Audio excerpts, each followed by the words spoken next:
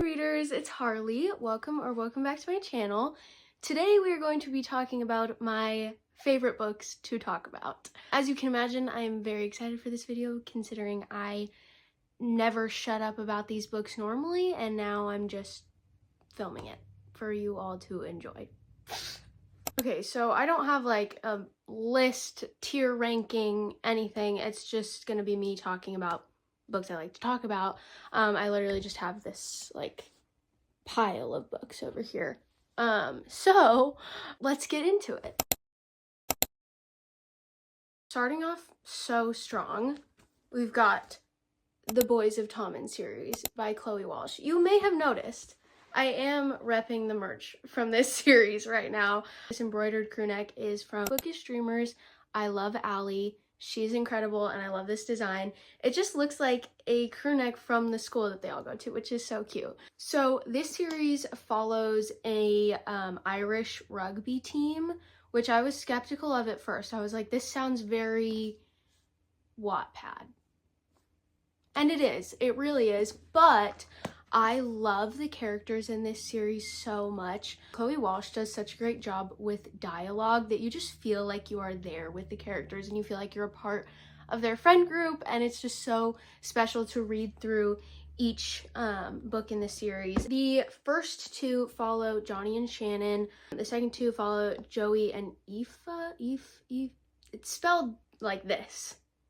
Give me your best guess. Irish names, not my strong suit. And then Claire and Gibbsy in the last book. Supposedly we are getting a lot more in this series, but we don't have release dates or anything. I just want a billion books about these characters, so hopefully we get some announcements soon. This series also is just very special to me because me and my best friend read it together. We buddy read this series, and so we would just sit and talk about it. We could talk about it for hours, like just about the friends and everything. She also got a matching Tommen crew neck, so it just holds a very special place in my heart because we read it together.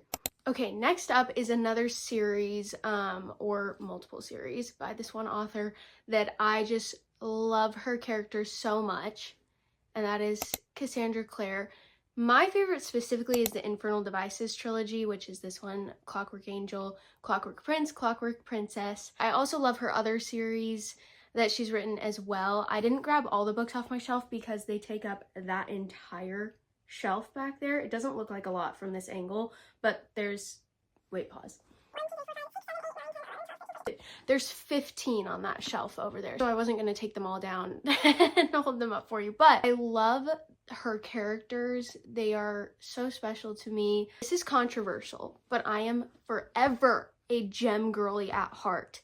All of you love Will, and I love him too, he's great, but Gem for life. Her writing is so good. Normally I hate long chapters, and Cassie Clare is known for her thick chapters, but like I could read this in one sitting. She is so good. Next up is one that I have never seen talked about on Bookstagram or Booktube or anywhere, and y'all are gonna be a little confused for a second because it's nothing like what I normally recommend, but hear me out. Destiny of the Republic by Candice Millard. This is a presidential biography, and I know what you're thinking. What the heck, Harley? Like, why are you recommending this book? A random book about President Garfield. I actually just finished like 2 days ago rereading this one. Why would you reread a presidential biography? That is so weird. This book is so well written. If you don't know much about President Garfield, his story is very interesting. He was the one president who didn't actually want to be elected. He was only president for a very short period of time because he was, spoiler alert, assassinated. The subtitle is A Tale of Madness, Medicine, and the Murder of a President. Candice Millard wrote it in a way that was so engaging. I could not put this book down. I worked at an independent bookstore a few years ago. I rarely ever read history, but I read this book because my dad recommended it to me, and so anytime someone would walk over to the history section, I'd be like, so are you interested in history? Can I recommend one to you? and we only kept like one copy of every book in the store, and then when we sold it, we'd just order another one. But this book, my boss would keep multiple copies of this book in store because she knew I could sell so many copies of it per week. I had multiple customers come back in the store and tell me how much they loved this book. So if that doesn't convince you to read it, I don't know what will. Just trust me on this one. The audiobook is also fantastic. Rock, Paper, Scissors by Alice Feeney. I have talked about this book every day since I read it, I think. I've even talked about it on this channel, and I've only made 2 videos. So I have recommended this to so many people in my life, not only online, but I recommend it to my dad, some of my friends that aren't even readers. I got them to pick this one up. The ending is insane. I've never read a plot twist anything like this one. The plot twist in this one will literally make you want to start it at the beginning, like right, oh my gosh. The plot twist in this one will make you want to open back to, oh my gosh, why can't I say this sentence? When you finish this one, you will immediately want to turn back to page 1 and start reading it again to pick up on the clues that you completely missed. Literally crazy. I've said it before and I'll say it again. This would not be a Realm of Rey recommendations video without talking about Brando Sando. I gotta talk about him. The main Mistborn trilogy is what I've read, and it is incredible. I would recommend this to anyone that wants to get into high fantasy, because Brandon Sanderson is the king of high fantasy. This one is his YA series. It's high fantasy, but not to the point where you're like, what is going on? Because there are a lot of high fantasies that make me question like my grasp on reality sometimes. There are so many names and so many characters and so many places, and I don't know what's going on. But this one was easy to follow. There is a heist in it, which is super fun. I love the characters. Found family, which is the best trope in my opinion. I love this trilogy so much. Actually, last night I started The Way of Kings, which is like the series that he's known for. I've just been kind of hesitant to start it because the books are 1 billion hours long. Really, the first audiobook is 45 hours long, and I think it's like the shortest. So, wish me luck, guys. Another incredible heist novel, Six of Crows by Leigh Bardugo. I personally think this is the best book ever written, and I don't say that lightly. I've read a lot of books, okay? But this one, look at my tabs. I've underlined this whole thing.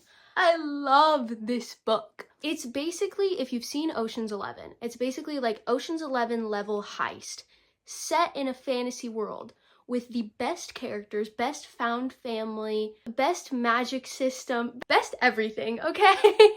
Just trust me on this one. I do warn everybody, like as a preface to this book, the first chapter specifically, but then also like maybe the second and the third chapter, takes a minute to get into it. My best friend is currently reading this only because I begged her to read it. She's not really a fantasy girly, like she likes very specific fantasy. I was like, give it the first few chapters because you're gonna be like, what the heck is going on? Like, who are these people? The first chapter is from the perspective of Juiced. Who the heck is Juiced? I don't even know. Like, we never hear from this man again. But stick with it. I even DNF'd this book the first time I picked it up. Granted, I got maybe 2 chapters in. But I was like, meh, I don't know if this is for me. And then I picked it back up when I was really, truly in a good fantasy mood. Ate it up, as you can see. Kaz Brekker, one of the main characters, he's the mastermind behind the heist. He is one of my favorite characters written. Period. Ever. Like, he is so incredible. Oh my gosh. I just love this book. All right, next up is The Hiding Place by Corrie ten Boom.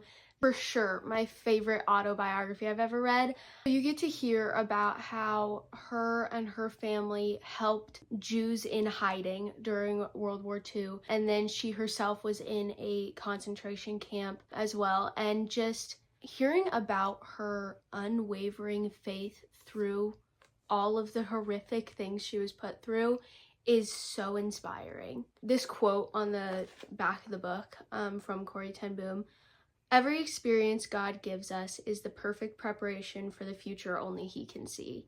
I think that's a great quote from the book. Perfectly kind of shows what she talks about throughout the whole story. It's just so incredible. I've read it a billion times and I listened to the audiobook, and by the end of it, I'm sobbing like a baby.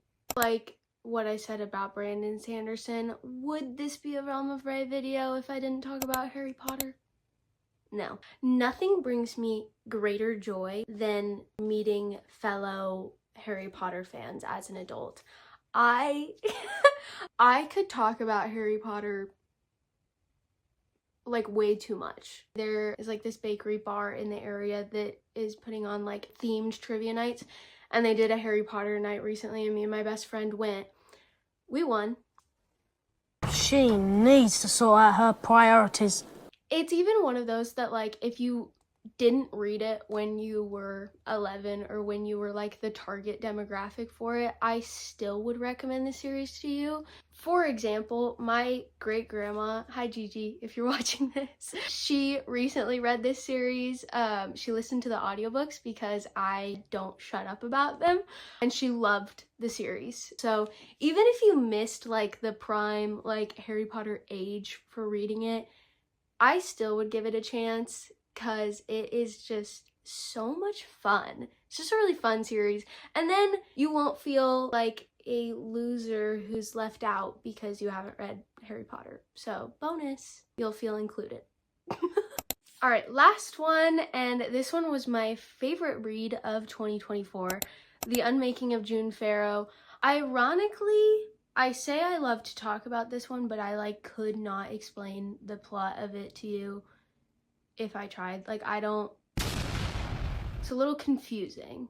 Adrienne Young is my favorite author if you are looking for like a good atmospheric read. Like when I was reading this, I felt like I was in the book. She is so good with her descriptions without being like overly descriptive, because then I get a little annoyed where I'm like, let's get back to the plot. Like, let's pick things up, you know? But she's very good about like setting the scene very quickly in a way that just like I really feel like I'm in this book. And the plot of this one, you've got romance, time travel, family curses, like everything you could ever want in a book. So you just have to read it, basically. This right here. Okay, I will leave it at that because if I keep going, I could probably just make this video an hour long and just keep talking about books that I loved. But I won't make you sit here for that long. In the comments, let me know some books that you love talking about. I would love to talk about them with you and hear all your good recommendations. Don't forget to like and subscribe. I will love you forever if you do. Thank you so much for watching, and I will see you next time.